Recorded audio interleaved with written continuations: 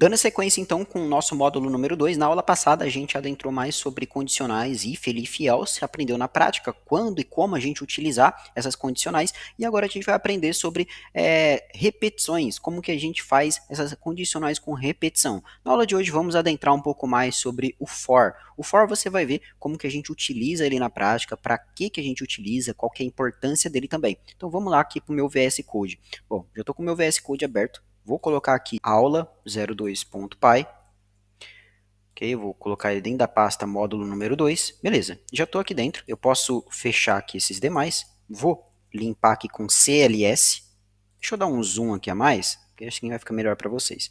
Então, nessa aula aqui que nós vamos aprender laço de repetição for. Quando usar o laço de repetição, for, essa palavra reservada for, a gente vai utilizar ela quando a gente já sabe exatamente a quantidade de itens que a gente vai contar, ou a quantidade de vezes que a gente vai repetir aquele determinado trecho de código. Como que isso daí vai funcionar basicamente? Basicamente, eu vou falar para o meu script, para o meu código Python, o seguinte, ó, eu vou ter aqui uma lista, dentro dessa lista, você vai repetir até o final dela, ou seja, você vai repetir até acabar essa lista todos os itens que tem nela, e aí você vai executar a mesma coisa, o mesmo bloco de comando que a gente vai colocar lá dentro. Então a gente utiliza o laço for quando a gente já sabe quantas vezes aquela determinada quantidade de repetição vai ocorrer. Então, eu vou mostrar para você na prática como que a gente faz isso daqui. Eu vou fazer o seguinte, eu vou criar aqui uma lista de frutas. Então vamos lá, frutas. E aqui eu posso colocar várias frutas. Maçã, mamão, laranja, pera, banana. Ok. Lembrando que essa estrutura, esse tipo de variável, ele é uma lista. A gente costuma chamar ela de array, ou seja, ela é uma lista de itens que tem dentro dela. Então aqui eu consigo colocar inúmeras variáveis. A gente vai adentrar também, conhecer um pouco mais sobre array depois, nas próximas aulas. Então vamos lá. Aqui eu já tenho uma lista, é uma lista de frutas. Eu tenho maçã, mamão, laranja, pera e banana. Ou seja, a gente tem 1, 2, 3, 4, 5 itens dentro dessa lista. E agora, o que eu quero fazer? Eu quero basicamente printar linha a linha cada fruta que tem dentro dessa variável. O que eu vou fazer? Eu vou fazer um for. For e posso colocar aqui, ó, fruta em frutas. E agora eu posso dar um print fruta.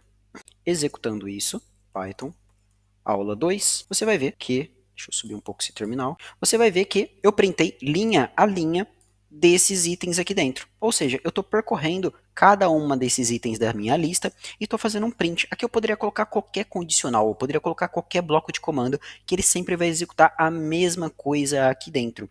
Por que eu faço isso daqui? Porque assim eu consigo iterar, ou seja, eu consigo iterar, percorrer item por item de determinada lista, de determinada ação e sempre executar a mesma coisa lá dentro.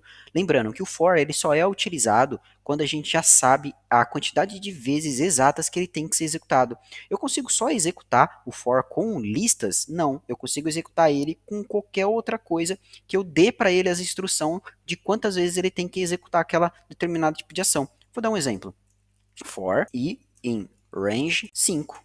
Se por acaso eu fizer um print, por acaso eu der um print e você vai ver o que vai acontecer. Eu vou comentar esse cara, que eu não quero que ele execute. Vamos lá. Olha só.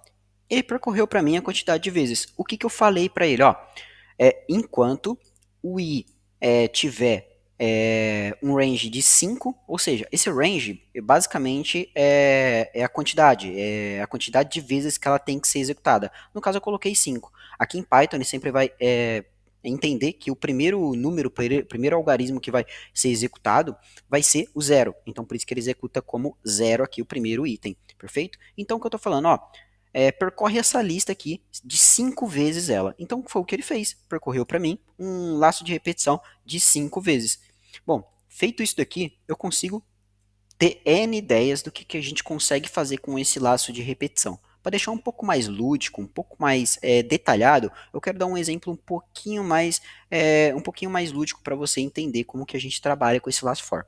Imagina o seguinte, imagina que você tem uma caixa de brinquedos. Então vamos lá, caixa, underline, brinquedos. E aqui dentro dessa caixa de brinquedo eu vou ter vários brinquedos, como por exemplo, poderia ter aqui uma pelúcia, um Hot Wheels. Eu vou ter aqui também uma bolinha de ping pong. Vou ter também, sei lá, soldadinho e soldadinho de chumbo. Vou colocar aqui também outro brinquedo, carrinho de fricção. Nossa, essa é das antigas. Carrinho de fricção. Vou colocar mais um outro brinquedo aqui também. Eu vou colocar aqui um Max Steel. Beleza. Percebe que aqui eu vou ter vários brinquedos. Deixa eu diminuir. Aqui eu tenho vários brinquedos dentro da minha caixa de brinquedo. E aí vamos supor que eu preciso organizar. Eu preciso organizar essa caixa de brinquedo aqui. Como é que eu vou fazer uma organização? Bom, basicamente eu quero separar todos os brinquedos alguns brinquedos em determinados lugares diferentes. Só que para isso eu preciso abrir essa caixa de brinquedo e olhar item por item que tem lá dentro para mim conseguir organizar esses itens aqui dentro da minha prateleira, por exemplo. Como que eu vou fazer isso aqui? Na vida real, o que a gente faz é abrir a caixa, pegar item por item lá dentro, sabendo que uma hora esses brinquedos vão acabar, porque a caixa é limitada. A mesma coisa acontece com o laço for aqui dentro. Então eu vou fazer um for brinquedo em caixa de brinquedos. E eu vou fazer aqui um print, olha só. Então, basicamente, o que seria? Aqui, eu estaria falando para ele o seguinte, ó. Eu tenho uma caixa de brinquedo, eu vou tirar item por item e vou exibir esses itens. Olha só. Então, eu tirei o primeiro item, que no caso foi uma pelúcia, um Hot Wheels, uma bolinha de ping-pong, soldadinho, carrinho de fricção, Max Steel. Ok, perfeito. Bom, o que eu posso fazer aqui dentro? Agora que eu estou percorrendo esse laço for, item por item, eu poderia simplesmente fazer uma organização. Eu poderia fazer uma organização alfabética, colocar aqui uma organização melhor. Então eu vou colocar aqui, ó, lista, brinquedos para doação. Então vamos lá, brinquedos para doação, brinquedos para uso. E eu vou colocar aqui, ó, eu vou separar duas listas, uma lista de brinquedos que eu vou doar e uma outra lista de brinquedos que eu vou guardar para mim. Então vamos lá. Aqui dentro a gente aprendeu na aula passada sobre condicionais, então eu poderia simplesmente colocar uma condicional aqui dentro. Para falar assim, ó, vamos lá, os brinquedos que eu quero ter aqui dentro da minha coleção, basicamente o que eu vou querer? Eu vou querer aqui, ó, um Max Steel, vamos colocar aqui um Max Steel, um carrinho da Hot Wheels e também um soldadinho, ok. Se por acaso o brinquedo tiver dentro dessa lista, vamos lá, em Max Steel, tal, eu vou fazer o seguinte, ó, brinquedos para uso, vai ser ponto append brinquedo. Ok, eu estou adicionando um item na minha lista nova. Caso contrário, se por acaso ele não tiver, eu vou colocar aqui, ó, brinquedos para doação. Ponto. Append brinquedo. Vamos executar isso daqui agora e depois eu vou fazer um print aqui, ó. Brinquedos para doação. Brinquedos para doação. Brinquedos para uso. Vamos lá. Estou fazendo aqui agora, ó. Eu vou colocar um print aqui para ficar melhor. Opa, esse brinquedo eu quero. Pronto, eu vou executar. Olha só o que ele fez. Deixa eu tirar aqui esse print, que ficou bem poluída a tela. Vou executar novamente, olha só. Opa, esse brinquedo eu quero. Opa, esse brinquedo eu quero. Opa, esse brinquedo eu quero. Logo, o que a gente tem? Agora a gente tem duas listas organizadas, porque eu abri a caixa, eu procurei item por item de lá, e aí eu coloquei uma condicional lá dentro. É como se eu estivesse colocando uma lógica, estou colocando um pensamento dentro do meu código. Olha só, o Max Steel, Hot Wheels e Soldadinho. Eu quero esses caras para mim. Caso contrário, eu vou colocar para doação. E é o que eu estou fazendo nesse if else aqui. Tem essa expressão que era verdadeira, nesse caso aqui a expressão foi verdadeira, adicionou brinquedos para uso, e aí ele incluiu aqui o Hot Wheels, Soldadinho e Max Steel. Lembrando que é um exemplo bem básico, aqui a gente poderia colocar várias tratativas, colocar de acordo com o nosso caso de uso, mas é só para exemplificar um pouquinho mais lúdico para você como que a gente utiliza esse laço de repetição for. Espero que você tenha gostado, na próxima aula a gente vai aprender sobre o while. O while ele é diferente do laço for, que a gente já sabe que tem um início, meio e fim. O laço while ele já é quando a gente não tem um limite em específico de quantidade de vezes que ele tem que repetir. Porém, eu vou colocar para vocês algumas tratativas que a gente pode fazer ali dentro. Perfeito? Então, te vejo na próxima aula.